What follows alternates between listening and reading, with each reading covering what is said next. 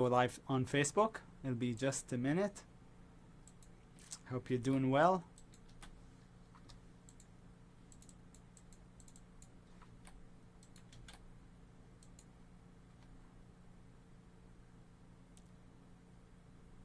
I think we should be live on Facebook. Hi everybody.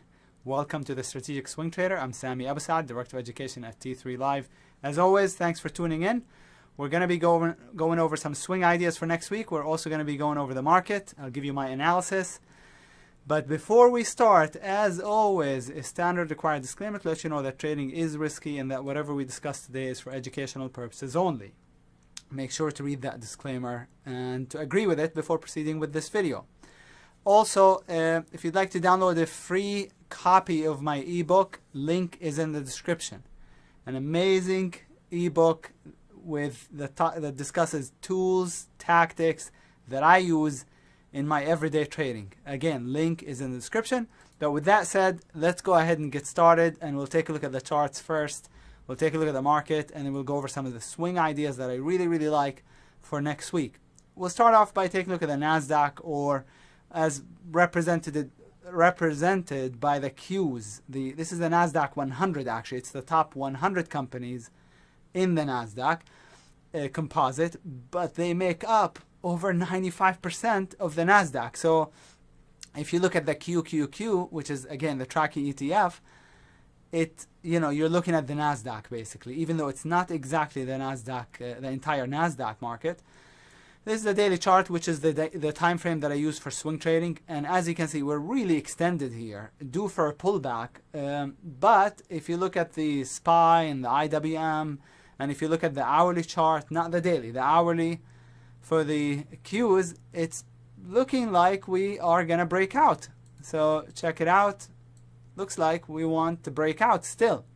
That is a good thing. That's actually a good thing, because I would love nothing more than to get a climactic run-up in the market. Every uptrend eventually breaks down. Every downtrend eventually breaks out, right? Always, always, always. And this uptrend has not broken yet since March. So I would love nothing more than for the market to continue higher. Look at this. Very, very extended on the monthly. We are starting to get a wide range bar. The last few months I've been saying we're extended but not climactic yet. We need to get a wide range bar first. At least one. Usually more than one is better. The more the better. Before we can, expect to get a breakdown. But I would love nothing more than to continue higher and then go climactic and then have a really hard fast sell-off, because that will bring all the volatility back that we experienced in March and April, which were the best 2 months, one of the best 2 months ever, but definitely two of the best months this year, for sure. So the market could use a pullback, especially the Qs, the NASDAQ, but based on the chart of the SPY, based on the hourly chart of the Qs, based on the IWM, which is doing a daily buy setup, right? That's the Russell 2000. The diamonds, still all out bullish. I think we're going to go higher still. And I would like to see the market continue higher, because if we continue higher, we're going to have a climactic top from which we will not recover for a long time. But it will make trading even better than it is right now. It's good. There's nothing bad about the current environment, but it will become even better, much better, if we actually accelerate and then end up having a climactic top and then a big sell-off after that. Having said all of that, if we take out Friday's low, yesterday's low, this bar's low, which is 290.98, I would say, let's take a look. So 290.93. Around 290.93. If we take out at least Friday's low and we get a solid red bar, then we're looking at a pullback, and then the target for this would be about 280 on the Qs, somewhere there. So again, if we take out Friday's low and we produce follow through, we produce a red bar, then I'd expect the market to pull back to about 280 or so, wherever the 20 MA is at when price catches up to it, okay? So that's my bias. If we take out Friday's low, then probably lower, but I'm thinking it's more likely that we're going to continue higher, which is what I actually want. All right, so we talked about the Qs, we talked about the other indices. They look still higher. I want to talk about gold for a second here. Notice how gold broke down. It didn't break down, but it had a big gap down. That's pretty bearish. If you look at the monthly, a bit climactic, up a lot, wide range bar, reversal bar. So you'd think we're going to come in, right? And you would be right. That's what the chart is saying. But check it out. We were basing here, and then what happened? That big red bar, the next day got negated. What does that tell us? What does that tell us? It tells us that most likely we're not going to follow through to the downside. That reversal is going to get negated, and we're going to continue back up. Again, because notice how the big red bar, yesterday we gapped up, negated it completely. So the red bar is not producing follow through. Okay? So you always have to listen to what the market is saying, to the message of the market, not impose your own, right? As an astute trader, as an informed trader. You always have to be looking for clues. The market rarely broadcasts itself and tells you, I'm a short, I'm a long, but it tells us, gives us clues in terms of price action, in terms of the price action that it produces. All right, let's go ahead and go over the watch list for Monday. I have kind of a long watch list, bullish and bearish. Instead of typing this up, I went ahead and copied this and dropped it into the description of the video below. So you can just copy it and paste it into your own watch list and go over it along with me as I go over it with you here. Okay, first item on the list, it's sorted alphabetically. If you're a member of my Strategic Swing Trader program, feel free to log on to your T3 Live account, and you will see which symbols I will be putting in my own personal account back here. I will be playing in my own personal account. So the list is already complete, or the newsletter, I've already completed it. Be sure to read the note also, today's note, or Monday's note rather. You'll get it via email also on Monday at around 8 o'clock, slightly before 8 o'clock. But if you'd like to get the plays already, feel free to log on to your account, okay? All right, with that said, let's get started by taking a look at the list here. So AMRN is a transition A on the daily chart, okay? That's a transition A breakout. It looks good. It just needs to clear the red bar and the green bar, whichever is higher. So 778, stop would be under 730, okay, on AMRN. It's a transition A play. I like it higher. A transition A breakout. BLDP had a climactic top. I mean, if that's not climactic, I don't know what is, right? It had a climactic top. They don't really always, they don't usually go right back up after a climactic top, but it's setting up long on that daily chart. It's not one of the ones that I picked for my own account, not one of the ones that I picked for the Strategic Swing Trader newsletter, but it's looking nice over this bar's high, over 1627, stop under 1558. The only reason why I'm not doing it, I like the picture, is because of that climactic top and then the drop. Remember what I told you, when prices go climactic, they usually have a big sell-off, from which it's usually very hard to recover. It takes a long time before the market exceeds it, or the stock in this case goes back up to the prior high. But there are exceptions always, and this might be one of those exceptions. CYH is a long-term monthly breakout. I like it. I played a lot of these. Transition A is when the 20 MA flattens out after a big sell-off and then comes from underneath price and then pushes it up. So, you can draw the line over it. So the stock is usually in a downtrend like so. Moving average is on the other side. When I say moving average, I'm always referring to the 20. And then the price goes sideways. 20 MA comes from underneath, and you get that transition A breakout into a stage 2 uptrend. So that's what we have here. It's setting up on the monthly. Of course, I would have liked it much more if the 20 period moving average was below price rather than going through price. You want an arch rather than a flat 20 period moving average, okay? But I still like it higher, and I think it's worth a shot. Over 558, I thought. 556, the double top. Stop can Ideally, the stop, you want it under the pivot, so there, but that's a big stop. So one can put the stop under this bar's low, under $5 for 506, okay? But it's better if we can put it under 480. It's just it makes for a larger stop. The larger the stop, the smaller the smaller the share size and the smaller the profit, of course. The larger the stop, okay? EVRI is plain and simple. It's a 1, 2, 3 play. So entry would be over this bar's high, stop below it. When I say above it, I mean 1 or 2 or 3 cents above, stop 1 or 2 or 3 cents below. However much you want to give it room. I like to give it a couple cents usually. So EVRI is a 1, 2, 3. The cannabis stocks, every couple of weeks they set up long. The best one of them has been and still is the HEXO. There's 7 of them, I think. There's HEXO, ACB, Tilray, CGC, Cron, CRON, VFF. There's a few of them.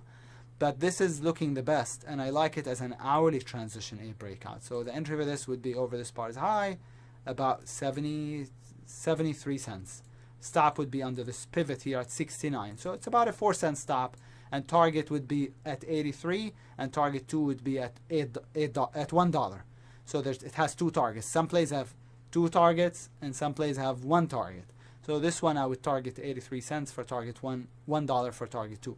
Not bad. This is the best cannabis stock that I am able to find, but it might not be good enough, unfortunately, because the 20 is not below price. It's flat, and it's a deep pullback. It's not one of the ones that I picked, but it's pretty good. It looks really nice. KBR is a weekly buy setup, so check it out. I mentioned it in last week's video. It didn't trigger, it didn't take out this bar's high, but it probably will this week. Over 24.85 with a stop under, I would say 23.84. So it's about $1 stop, and target is about 27. Okay, so it has 2-to-1 reward to risk. NVTA is really nice, but it's a big stop. So the entry for this would be over this bar's high right here. Stop would be under the red bar, and there's no target on it. It's at all-time highs. I believe, you know what, the NVTA was one of the best plays last year. For the newsletter, we played it as a breakout, and there it is as a breakout, and got out. The target was 28, and that was the absolute top. So there's the breakout, got in it right here, and then went bar by bar, right, as I often do with my management. But the target was $28, and check it out, I got lucky. I mean, that was lucky. It got right to the target. The next day reported earnings and gap down. So this was a really nice play.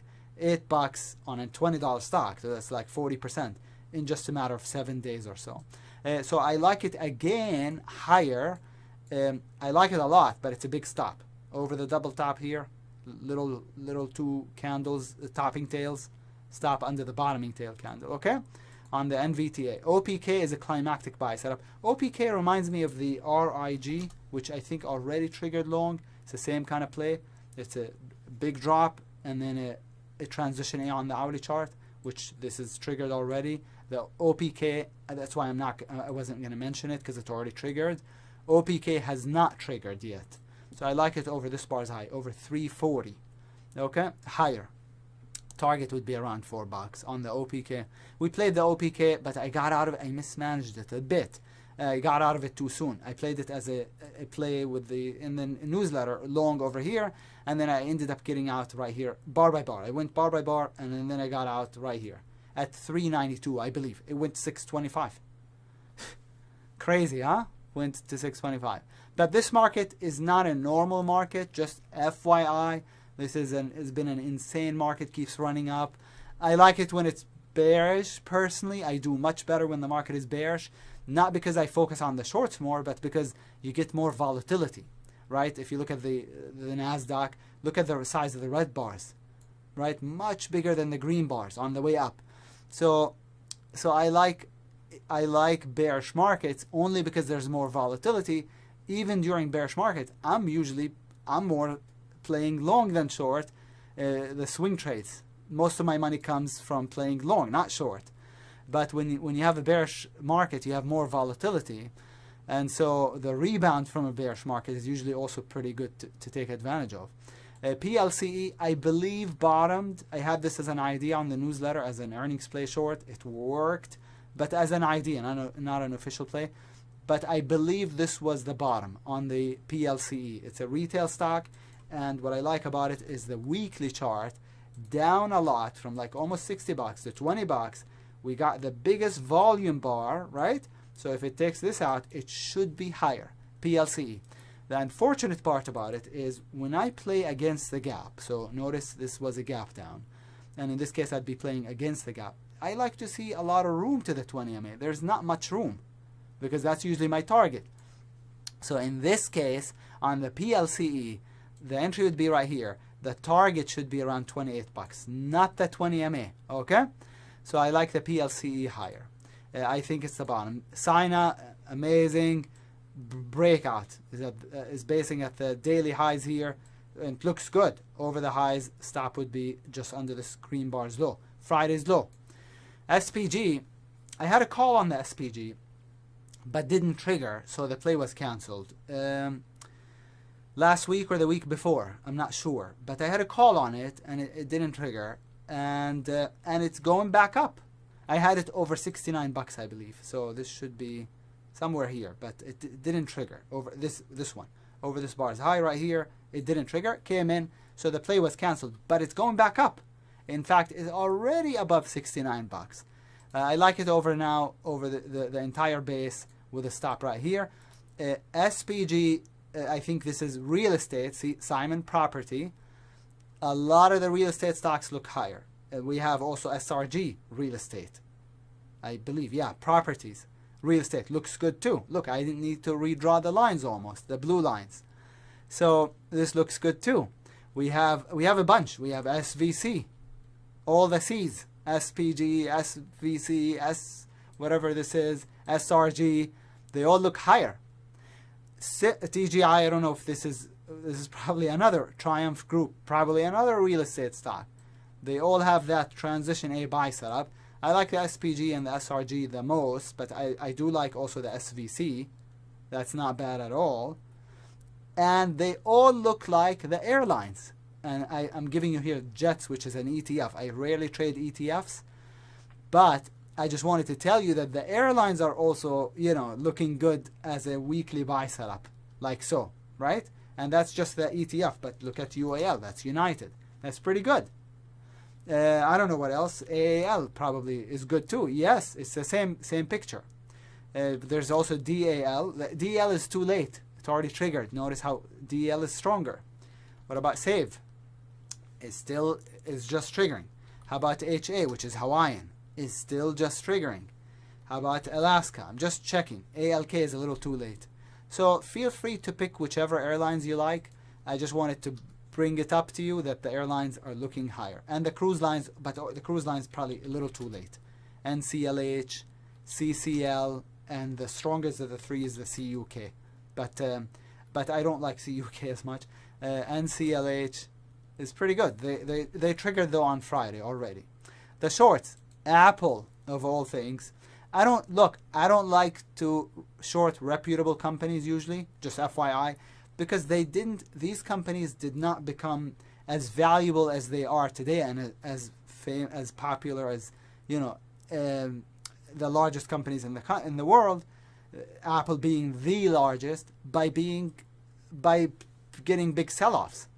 They've become valuable and really big companies by not dropping much and by usually rallying, right?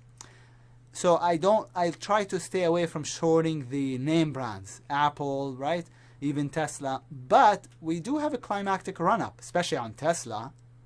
That's a climactic move up for sure. Now Tesla and Apple, but Tesla to a much greater degree, I would say, has a cult following.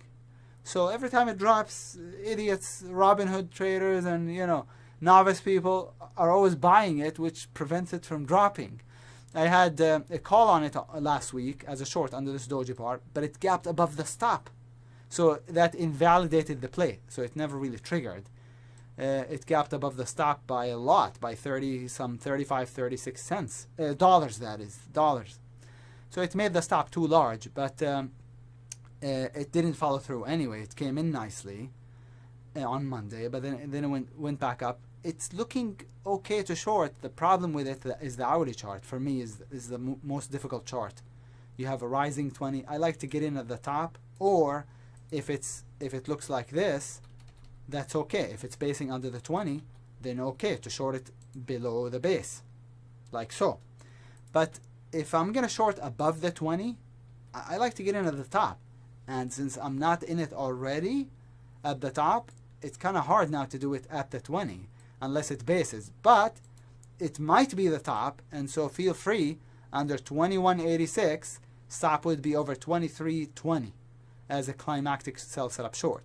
It will not drop much, at least, if the market is going to continue to move up.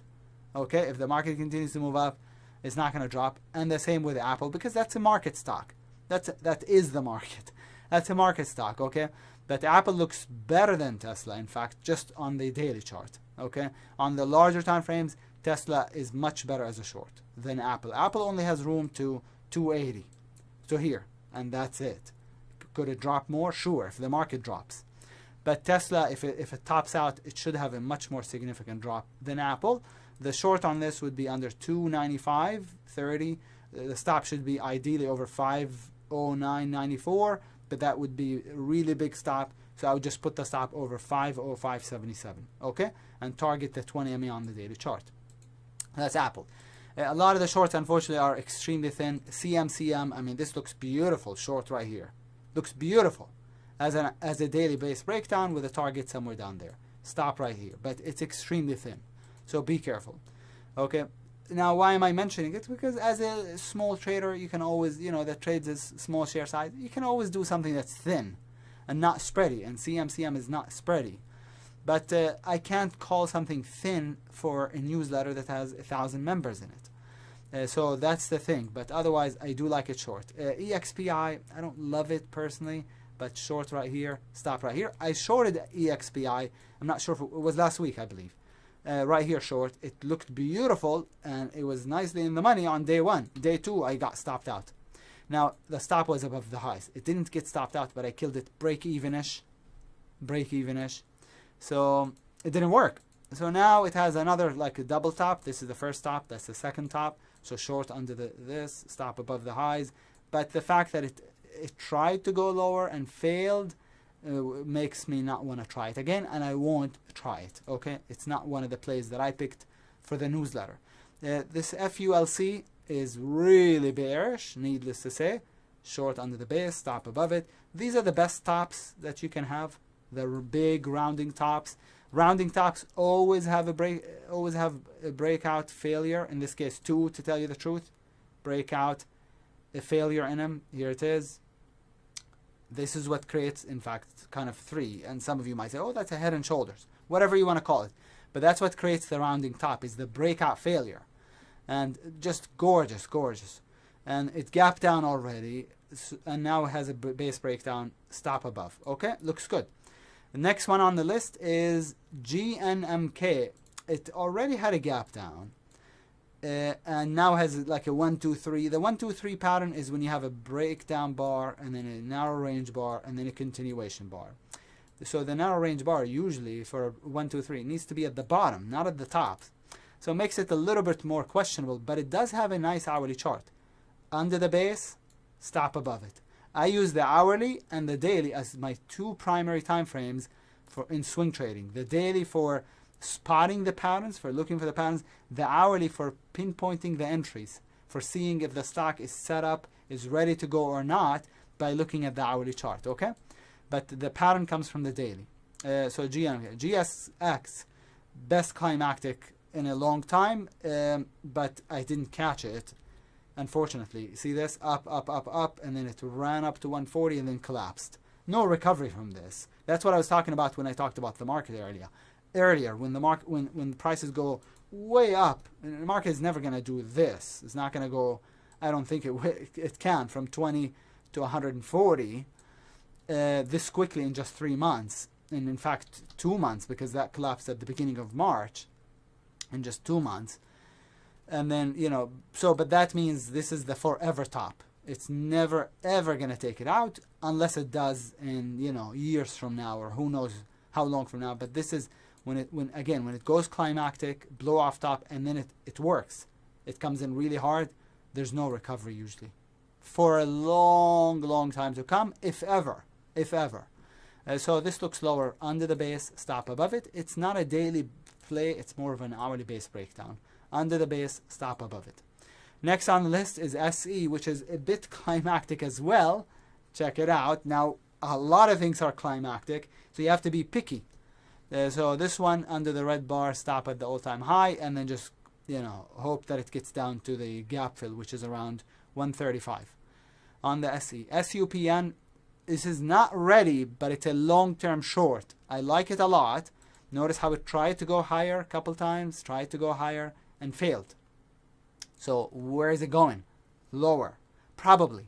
But it's not quite ready yet. It needs to break under this bar's low, which is under 2136. So it's still far above it. So it's not ready, but I do these videos only once a week. So I try to give you a heads up about the ones that I like a lot, but are not quite ready. This is one of them. Check out the monthly. Beautiful monthly sell setup under this bar's low, which is 2137. It's not quite ready, so it's not on the newsletter for tomorrow, but it's a watch as a long-term play short.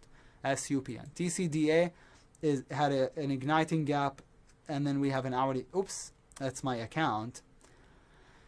That's my account. Anyway, ignore. And then has an hourly base breakdown. An hourly base breakdown under the base, stop above it. Okay? Looks good also.